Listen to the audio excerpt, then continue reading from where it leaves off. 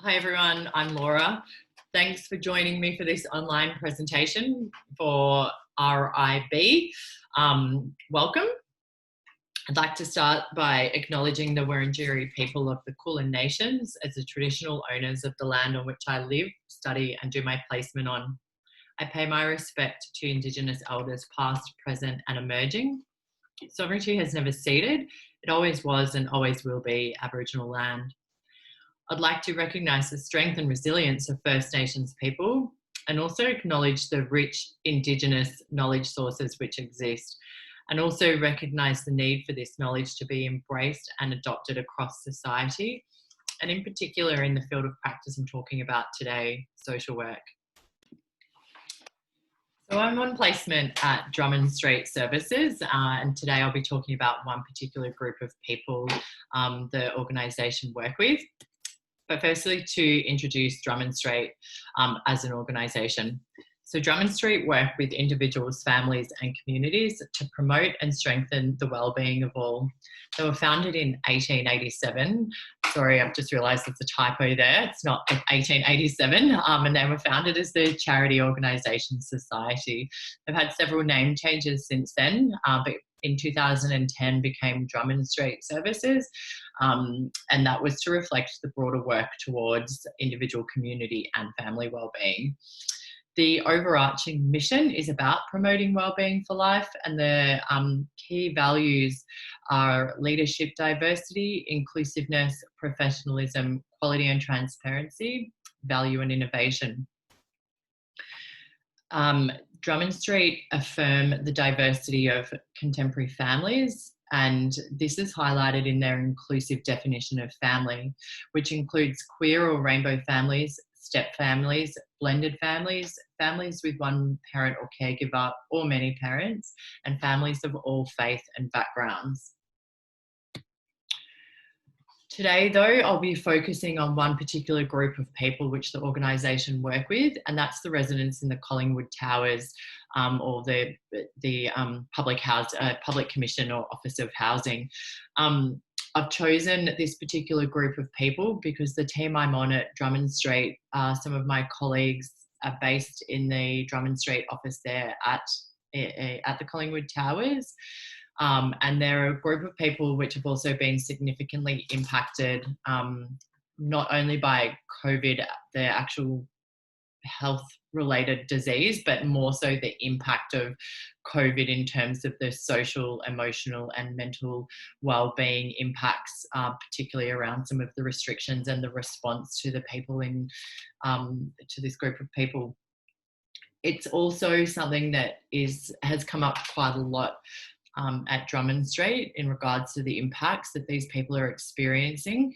But something that really stood out to me was when the program manager for the Northern region, McDougall, was talking about the impacts for some of these families, and she actually referred to the impacts as disastrous, and that's not just the families in Collingwood Towers but across some of these more vulnerable communities in Melbourne.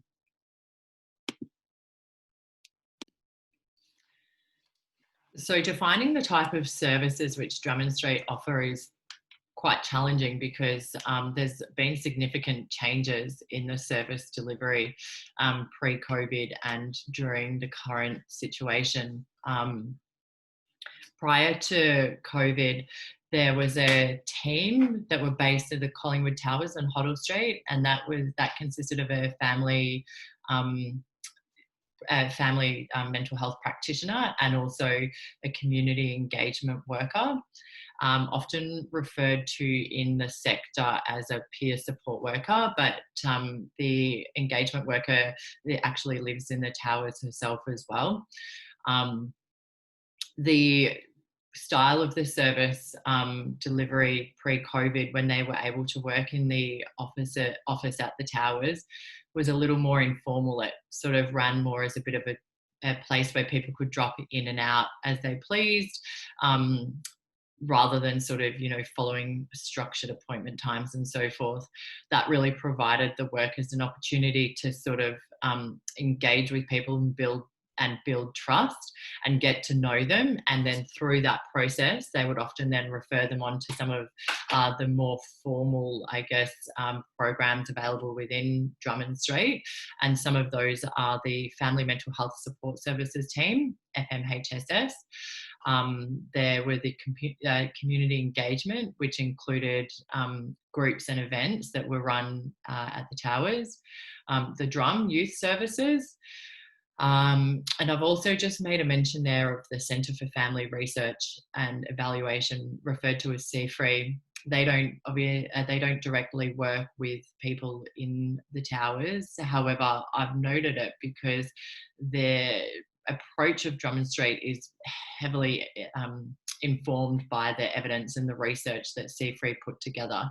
And that's not just pre-COVID, that's also during COVID as well. So I'll talk to that point a little bit more later on, in particular in response to the report that CFRE have put out regarding the impacts of COVID on this group of people.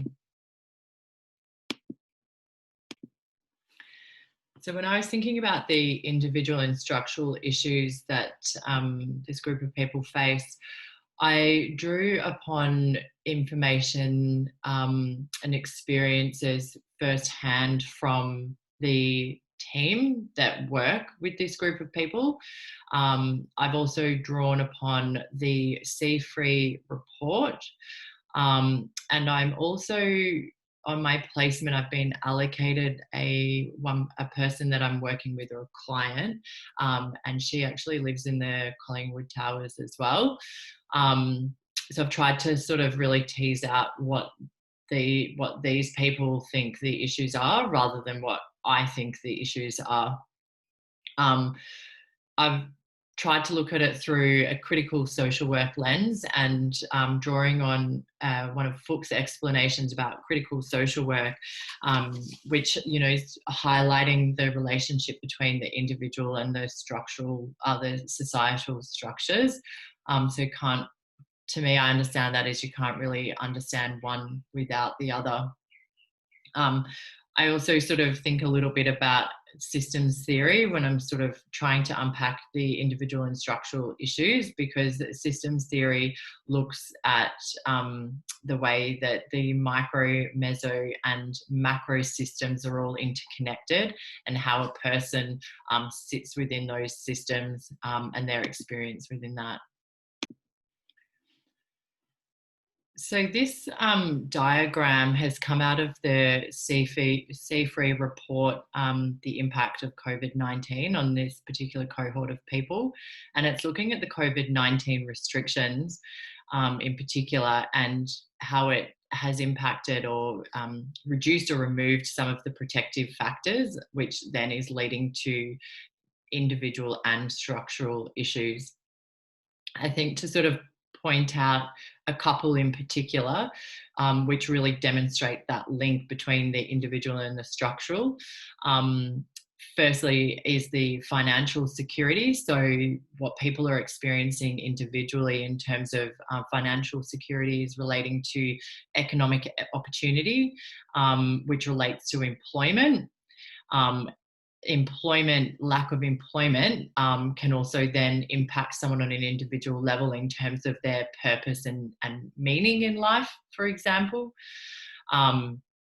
The material security can also relate to financial security and employment. And a lack of material security, you know, can often mean that the ability to meet basic needs isn't met.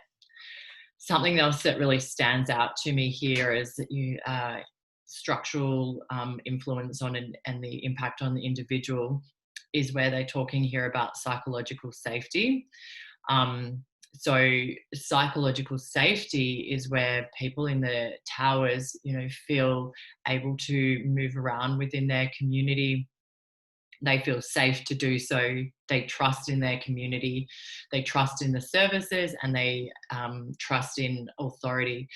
That has come out in this report that C3 has conducted, that trust in authority and police has been significantly impacted because of the COVID-19 restrictions, and the way that they've been enforced.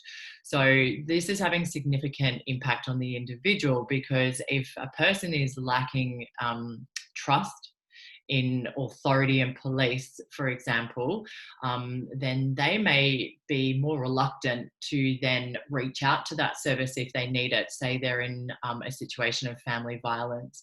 So that's going to then have an impact on them individually because of this structural,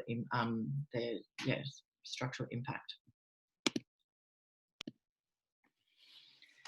Another issue that was highlighted by the community engagement worker in particular actually was around communication and accessibility. And it kind of ties into the social support the social support area on this slide, talking about community belonging and social connection.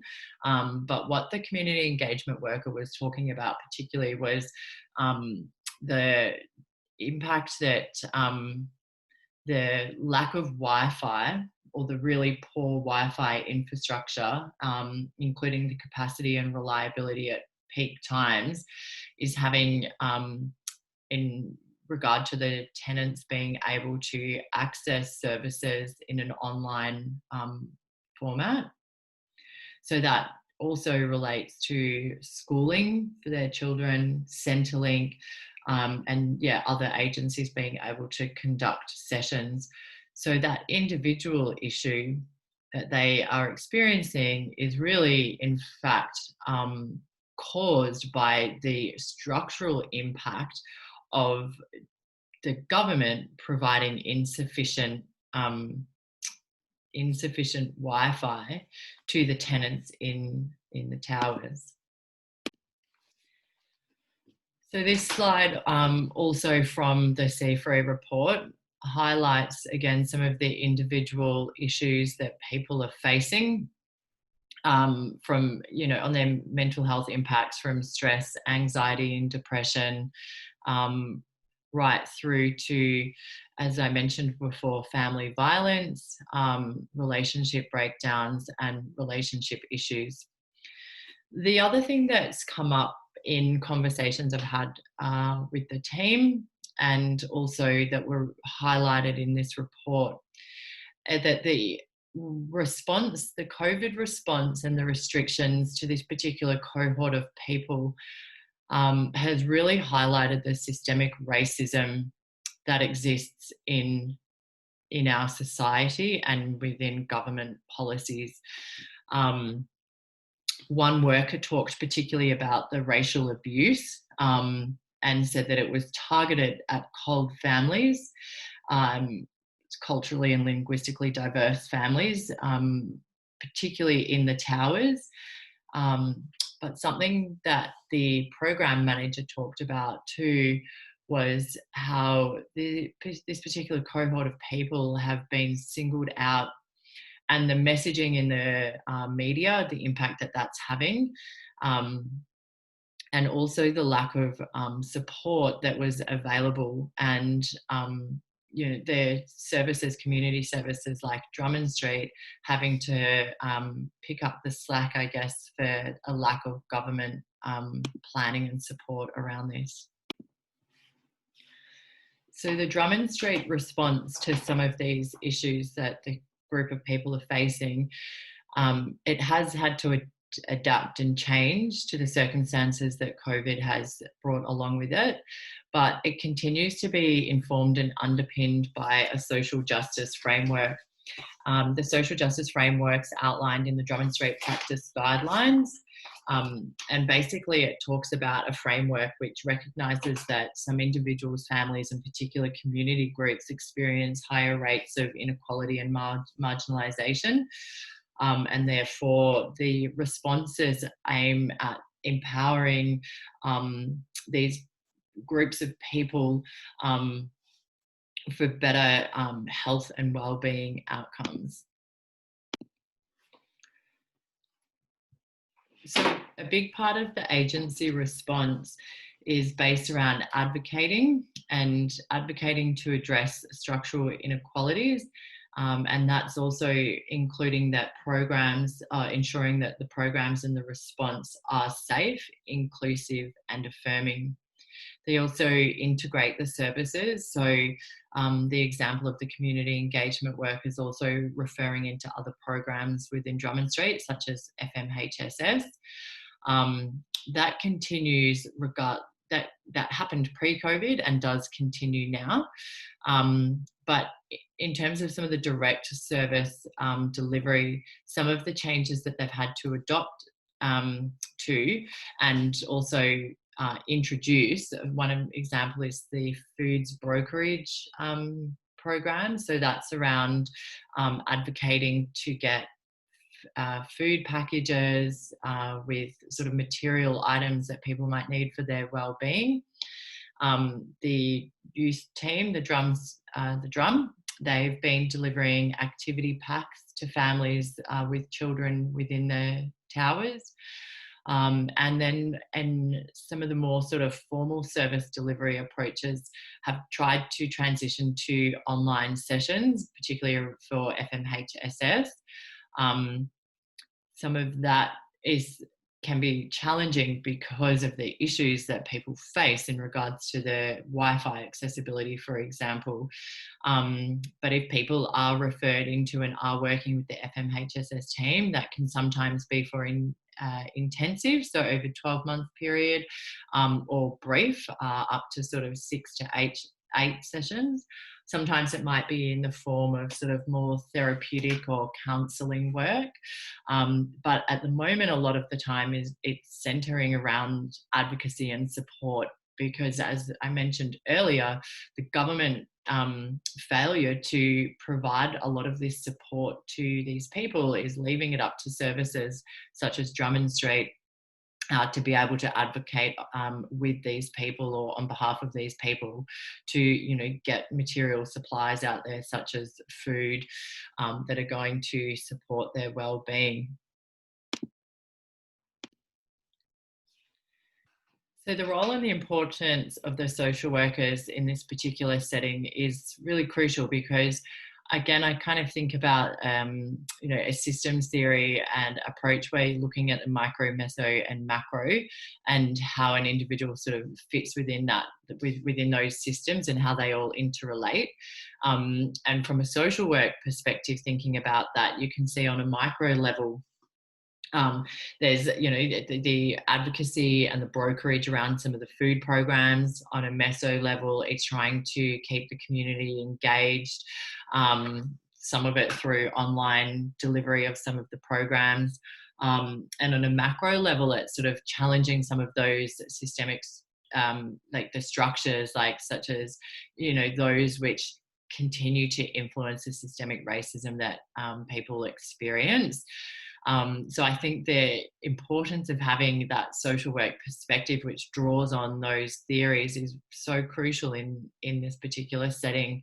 The other thing which the role of the social workers, which they sort of draw on, is that whole family approach.